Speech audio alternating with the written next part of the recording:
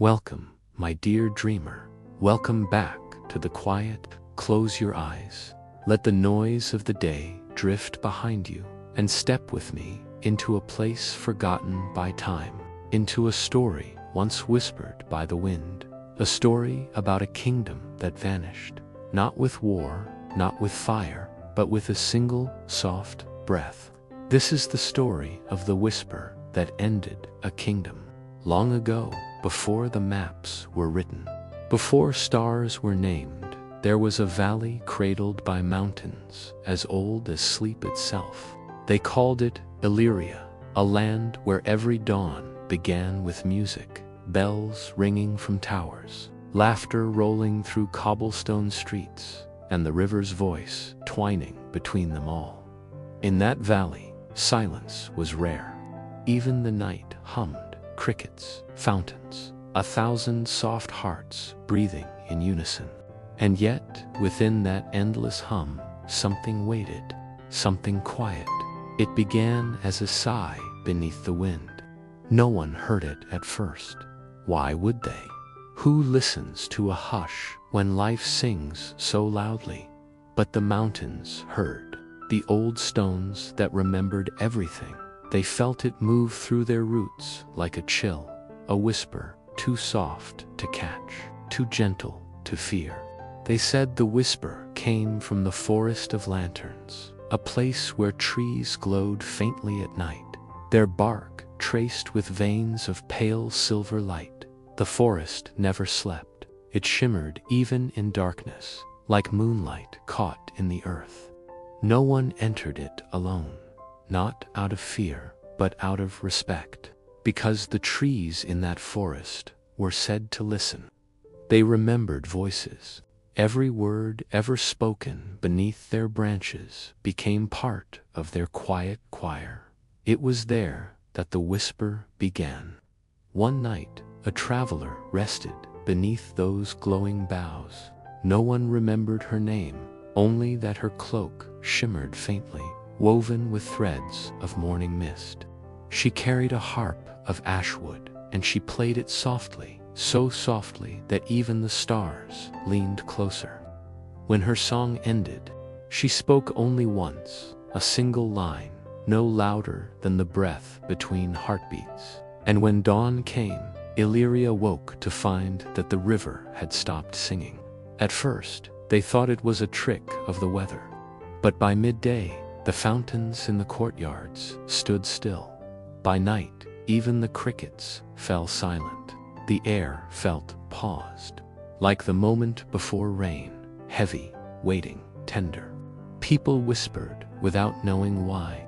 Whispers to fill the gap. Whispers to remind themselves they were still there. But every whisper seemed to echo back, softer, until even the echo faded. The king of Illyria, gentle and weary with age, sat upon his silver throne and listened. He heard nothing, not the birds beyond the windows, not the bells of the western tower. And for the first time, he realized that silence has weight. It presses down, it changes the air, it reveals the shape of every thought left unspoken. So he sent his daughter, Princess Amara, to the Forest of Lanterns to find the traveler and to ask what she had said that could quiet an entire world. That night, Amara rode out alone. No guards, no torches, only a small silver bell tied to her saddle, so her horse would not forget where she was. The stars watched her pass. They reflected in her eyes like tiny burning secrets. When she reached the edge of the forest, the lantern trees glowed faintly, 1,000 soft heartbeats of light. She stepped down, untied the bell, and listened. At first, nothing. Then, beneath the hush, she heard it, a voice too soft to be sound, a whisper that brushed her cheek like a breath of warmth and sorrow. She could not make out the words, but something inside her knew. If she listened too long, she would understand them, and if she did, she would never speak again. So she closed her eyes and she whispered back, "If your silence can end a kingdom, what can my voice begin?" The forest sighed. The silver leaves shimmered, and somewhere far away, the first drop of rain in days touched the dry riverbed. That is how it began, not with an ending, but with a question. And though no one in Illyria knew it yet, that single whisper back, so gentle, so fragile, would be the last sound ever heard in that kingdom. Because sometimes the quiet doesn't wait for you to listen. It listens to you. The forest waited. Every branch, every blade of silver grass, every leaf seemed to hold its breath. Princess Amara stood at its edge, quiet, listening, her heart beating softly against the hush of the world. She had been raised among sound music drifting through marble halls, fountains whispering in courtyards, wind singing in the palace curtains. But now the silence pressed against her ears like velvet. It wasn't cold, it wasn't cruel, it was simply vast. It was the kind of silence that makes you notice your own heartbeat, the kind that makes you realize you too are part of the world's rhythm. Amara took a breath and stepped beneath the glowing trees. Their light shimmered like candle flame, each trunk laced with faint silver veins. Like moonlight trapped inside bark, tiny motes drifted in the air, soft, glowing, as though the forest itself were exhaling dreams. Her boots barely touched the ground. The moss beneath her feet was cool, springy, and alive. She could feel it listening. Every few steps, the bell tied to her saddle gave a small, sleepy chime, and each time it did, the trees seemed to lean in slightly, curious, patient, waiting. She walked until she came to a clearing. There, the air felt lighter, almost like it shimmered. At the center of the clearing was an old stone fountain, dry for centuries perhaps, its basin covered in a film of pale dust. But someone had been here recently. Amara saw footprints in the silver grass, small and light, as though the traveler's feet had barely touched the earth. And beside the fountain, half hidden beneath ivy, was a harp. Its strings were still trembling, though there was no wind. Amara knelt, her cloak spreading around her like dark water. She ran a finger along the harp's frame. It felt warm. The wood thrummed faintly alive, remembering. A single string glowed under her touch. It hummed a note, low, soft, and sorrowful. It wasn't sound exactly. It was something closer to memory. The forest answered with a whisper. It rose through the trees like wind through 1,000 voices. It wasn't words, not yet, but she felt meaning in it, the way one feels warmth in sunlight or calm in rain. You shouldn't have come alone, it seemed to say. Amara smiled faintly. I didn't, she whispered back. The whole kingdom waits with me. The forest grew still again, but this time the silence had changed. It wasn't empty, it was listening, it was thinking. Amara sat by the fountain and closed her eyes. Her voice, soft and low, joined the silence, like ink spreading through clear water. She began to hum, just a simple tune, one her mother used to sing when the night was long and the wind was loud, a lullaby for comfort and for courage. The forest sighed again. Tiny lights drifted closer, gathering around her shoulders, her hair like curious fireflies made of moonlight. They circled her, and when her song ended, they pulsed once together and then drifted upward like a breath released. When she opened her eyes, the fountain was full. The water shimmered softly, clear as glass, reflecting not the trees above it, but a sky she didn't recognize. A sky where stars moved like ripples in water, where constellations formed and faded as she watched. The whisper came again, clearer this time, though still impossibly soft. Do you seek what was lost, or what should remain forgotten? Amara felt the question inside her chest rather than her ears. She hesitated, then answered, very quietly, I seek what will bring back the song of my people. The water rippled once, the stars in its reflection trembled. Then you must understand, the whisper said. Every song carries silence within it. Every voice owes a debt to the quiet that shaped it. Amara leaned closer.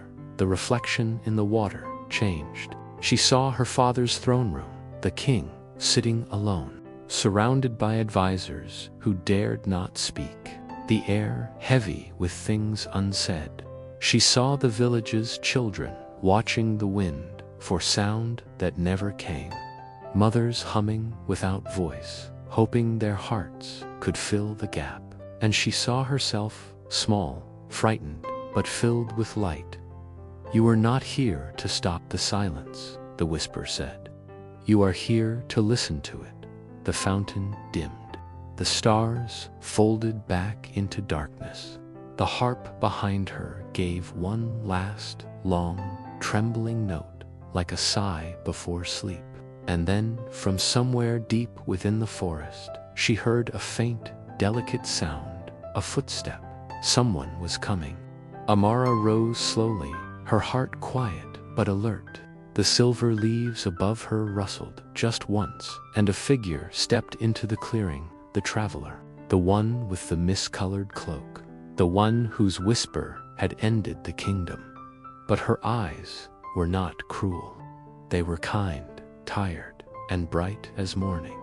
She bowed slightly. I didn't mean to break your world, she said softly. I only meant to teach it to listen. The woman stood in the clearing, mist curling around her boots, moonlight painting her hair in silver threads. She did not look like a sorceress, nor a queen, nor anyone who might carry power enough to still a world. And yet the air bent gently around her, as if it remembered her voice. Amara felt no fear, only an ache of curiosity, the quiet ache of meeting someone who had seen too much silence.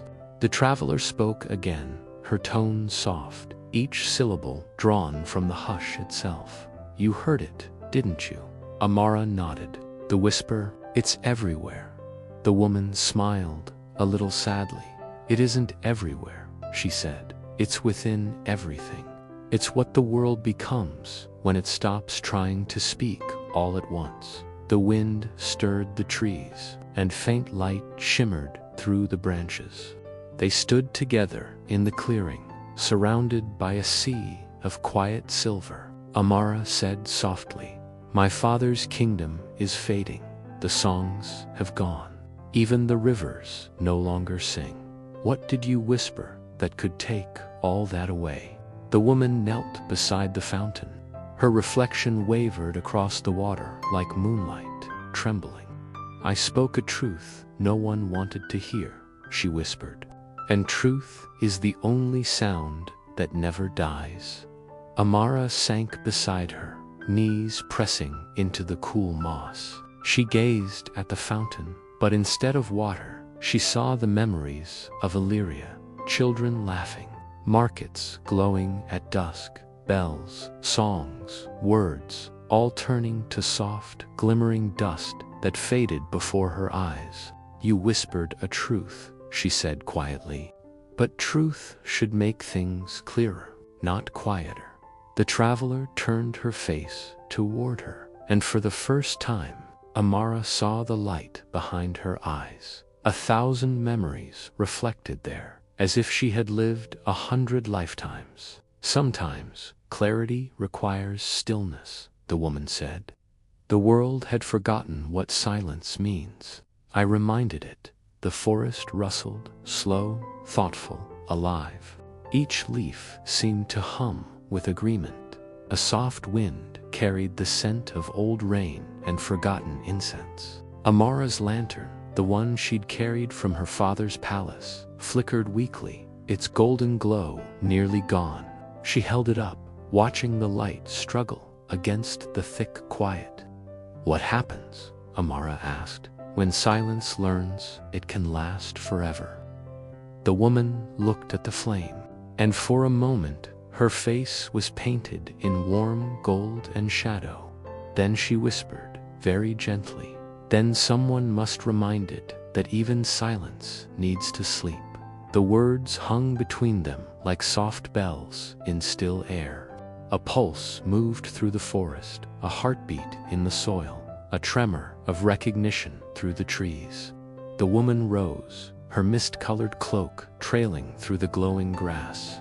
"Come," she said, "there is something you must see." Amara followed her through the forest. The path wound between roots that shimmered faintly and pools of water that mirrored stars instead of leaves. Their reflections followed to quiet figures walking through the dream of the world. At last, they reached the edge of the forest. There, beyond the trees, lay a valley, the sleeping heart of Illyria. But the kingdom was gone. Where towers once stood, now shimmered pale outlines, echoes made of moonlight, as though the world itself remembered the shapes, but not the weight of them. The air was still, too still. The whisper that had begun it all seemed to hum just beneath the surface, like the memory of a song trapped in stone. The woman turned to Amara. "Do you see?" Amara's throat felt tight. Her eyes burned, though no tears fell. "It's beautiful," she said. "And terrible." The woman nodded. "Every ending is both." She looked out toward the horizon, where a faint band of light curved along the mountains. It wasn't dawn yet, it was the first suggestion of it. "There's still time," she said softly. "A whisper can end a kingdom, but a single breath of understanding can awaken the sky." They stood together in silence. The world held its breath.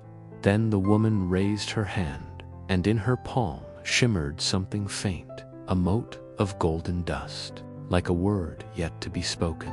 She let it fall. It drifted toward the ground, and when it touched the soil, the air changed. A sound barely audible rose like the beginning of a sigh. It was the sound of water remembering to move, of the river stirring far below, of something broken learning how to mend itself slowly. Amara whispered, "What did you say that day?" The woman smiled, not sadly now, but gently, as though the answer itself were a lullaby. "I told the world to rest, and it did. Now it waits for someone to tell it to wake." Amara lowered her head, the whisper echoing in her heart. She knew then that she would be the one to speak again.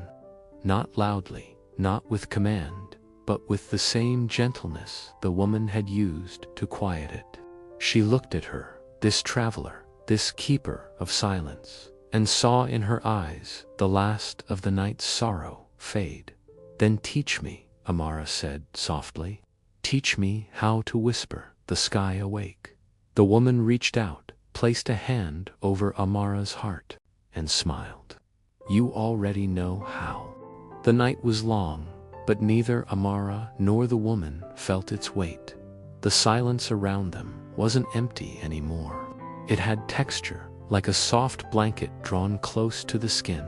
Somewhere far below, the sound of water stirred a trembling sigh from the depths of the valley.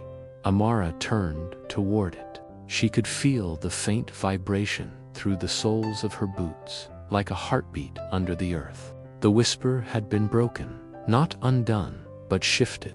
The quiet had learned to breathe again. The woman smiled faintly. "You feel it, don't you?" Amara nodded. "It's like the river remembers something, almost a song." The woman tilted her head, listening. "Then follow it. It's calling for you." They walked together down the slope, the silver trees fading behind them like ghosts of memory. The air grew warmer, and the scent of damp earth rose to meet them. In the distance, a soft shimmer of light traced the river's path, pale blue, like starlight caught in motion. When they reached the edge, Amara knelt and touched the water. It was cool, alive. Her fingertips rippled light outward, and the surface responded. It hummed faintly, like an echo of a forgotten melody. The woman crouched beside her. "This river," she said, "has always been the voice of the kingdom. It carries every laugh, every secret, every lullaby ever sung here." When it went silent, Illyria forgot how to dream. Amara traced a line through the glowing current. "I can hear it," she whispered. "It's trying to speak, but it doesn't remember the words." The woman nodded, then reminded. Amara closed her eyes. She thought of her childhood, the courtyard filled with sound, the flutes and drums during spring festivals, the way her father used to hum while reading at dusk. She thought of her mother's lullabies, gentle, endless, woven into her bones, and softly she began to hum. The sound was almost nothing, a thread of breath, a note smaller than a sigh, but the river heard. It brightened, its glow deepening into gold. The hum became a vibration that rolled outward, carrying through the valley, awakening echoes long asleep. The woman stepped back, eyes closed, listening to the music that wasn't music. A wind rose, carrying with it faint, ancient voices, echoes of the kingdom's heart, children laughing, bells ringing, someone singing to the dawn. The sound was faint, like a dream remembered halfway through waking, but it was there. And then the river sang, not loudly, not like a storm or a choir. It sang like water, returning to its own name, a language older than words. Amara opened her eyes. Tears gathered, but did not fall. She felt something deep within her chest, a release. It wasn't joy exactly, it was peace. The woman spoke quietly beside her. "Do you know what you've done?" Amara shook her head. "You didn't restore the sound," the woman said. "You taught the silence to join the song." Amara smiled through her breath. "It feels alive again." The woman nodded slowly. "That's because it's no longer fighting itself." They stood together by the glowing water, watching it move like liquid moonlight through the valley. Every ripple carried a shimmer of memory, faces, lights, echoes of laughter, until the whole river seemed made of dreams. Above them, the clouds parted. The stars burned brighter, not cold and distant now, but near, as if they, too, were listening. And for a moment, the night itself seemed to breathe, a long, slow inhale of peace. The woman turned toward Amara. "Now you understand," she said softly. The whisper was never a curse. It was a gift. It made the world quiet enough to hear itself. Amara gazed at the water, her reflection shimmering with each passing ripple. It was no longer the same face that had entered the forest, still hers, but softer, somehow, more awake. "Then what happens now?" she asked. The woman smiled. "Now the world must choose to wake or to keep dreaming." The breeze changed. It carried warmth this time, the promise of dawn, though no sun had yet risen. Somewhere beyond the hills, a bell chimed faintly, its sound trembling through the valley like a pulse. Amara lifted her face to the wind and whispered, "Wake." The sound drifted outward, so quiet it barely existed, but the world heard. The bell rang again, louder now. And then, from far away, another answered, and another, until the valley filled with 1,000 soft notes, each one calling the kingdom home. The woman stepped back, her cloak dissolving into the mist like dawn melting into light. Her voice echoed, gentle, tender, fading like a lullaby at its end. "Remember, princess, it isn't the whisper that ends a kingdom. It's the silence that follows when no one listens. Amara turned, but the clearing was empty. Only the sound of the river remained, flowing, singing, alive again. The night lingered longer than it should have. The river sang, the bells whispered through the valley, and the stars shimmered like 1,000 held candles. But still, dawn did not come. The light waited just beyond the horizon, as if afraid to wake a dreaming world too soon. The sky was pale and uncertain, like a page yet to be written. Amara stood beside the riverbank, the water glowing faintly beneath her fingers.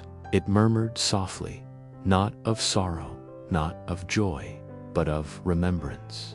She closed her eyes and listened. The whisper of the woman still lingered within her, a gentle echo behind every breath. It isn't the whisper that ends a kingdom. It's the silence that follows when no one listens. But the world was still waiting. Something or someone had yet to answer. Amara lifted her gaze toward the horizon. The mountains glowed with the faintest rim of silver, as if light was trapped behind them, hesitating. She whispered to the wind, "Why do you wait?"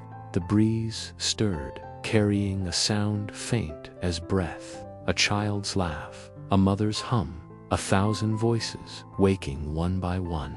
But the light still held its distance. It was as though the sun itself had forgotten the way.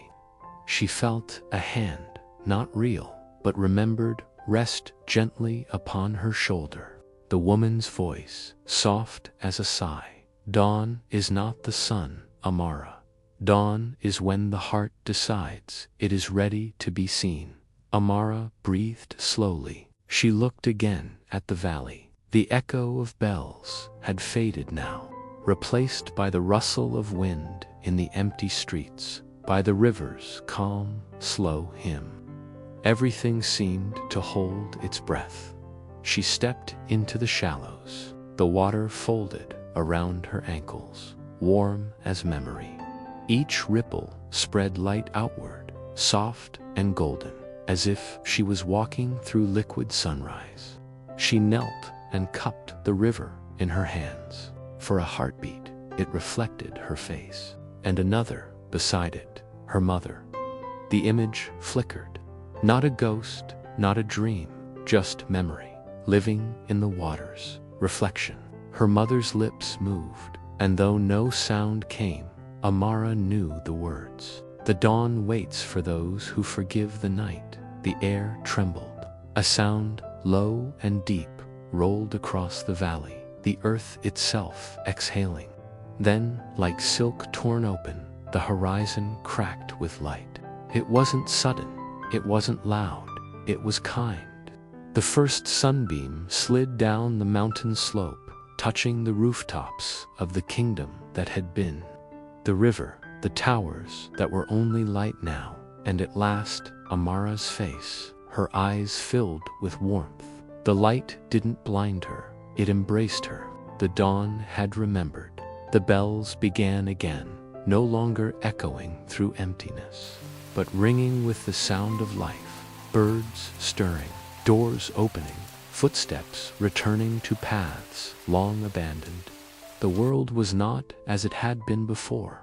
No marble, no silver towers, no crowds, but something gentler had taken root in its place. A kingdom of quiet hearts, each one remembering how to breathe together. Amara stood in the center of it all, her reflection shining across the river's skin. She felt the whisper move through her one last time, like wind closing a storybook. It said nothing this time. It didn't need to. It simply smiled. She looked toward the mountains, toward the horizon, still unfurling gold. The silence that had once ended everything was now the silence between heartbeats, the pause that makes music possible. She whispered, soft and sure, "Thank you for the quiet."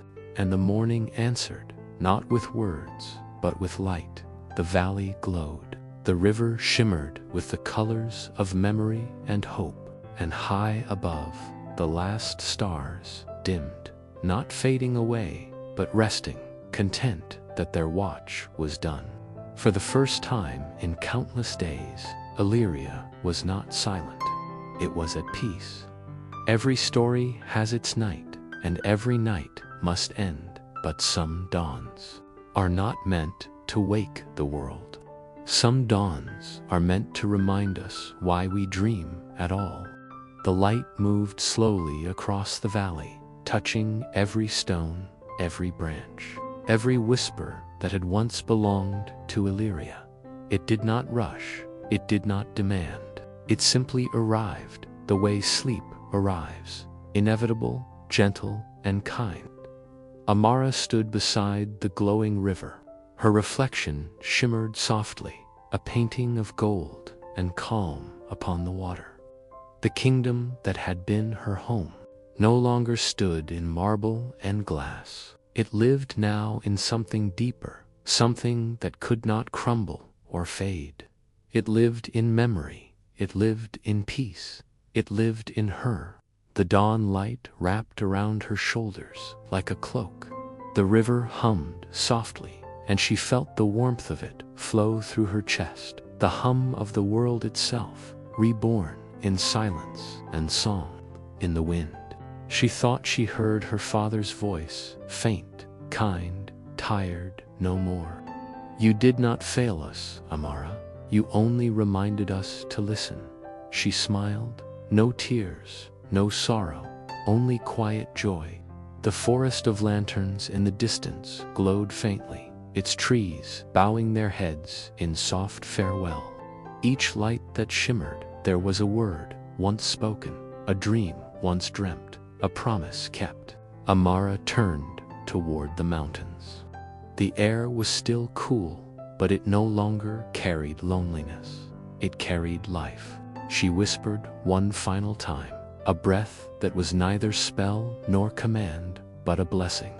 May the quiet always know kindness. And the world answered. The wind sighed through the grass. The river shimmered brighter, its song rising once more, no longer the sound of loss, but the sound of homecoming. The mountains exhaled their long-held breath, sending mist spiraling into light. Sang the sound was small, but it filled the valley like sunlight fills the sea. It was the note that had been missing, the one the whisper had waited for. The woman's voice, the traveler with the mist-colored cloak, returned once more, fainter now, as if carried from far beyond the waking world. And so it ends, as all things must, not with silence, but with rest, not with sorrow, but with peace. Amara closed her eyes. The air was warm and slow. Her breath matched the rhythm of the river, and her thoughts drifted like leaves on a quiet stream. She did not feel the weight of her crown anymore. She did not feel the need for words. The kingdom was safe now, not rebuilt, but remembered, and remembrance was enough.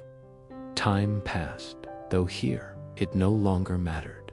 The light deepened, the horizon softened, and the day folded into the same stillness that had once frightened the world, but now it felt like love. Every leaf, every drop of water, every distant bell seemed to say the same thing: rest. Far above, the stars began to fade into pale blue. They did not vanish, they simply grew quieter, content to watch from behind the light. The whisper that had once ended a kingdom had become something new, a promise, a rhythm of life that pulsed gently through all things. And in that rhythm, the world found its heartbeat again. The narrator's voice softens even further, barely more than breath. And if you ever find yourself in a moment too quiet, when the world feels paused, when even your thoughts have stopped moving, do not be afraid. That is the whisper of Illyria, reminding you that peace is not the absence of sound, but the presence of listening. The light fades, the wind sighs once more, The river hums softly in the distance, steady, endless. You can almost hear the sound of it blending with your own breath, becoming one long, unbroken lullaby. The story rests, and so do you. Sleep well, traveler. The kingdom is safe inside your heart now, and the night has finally found its peace.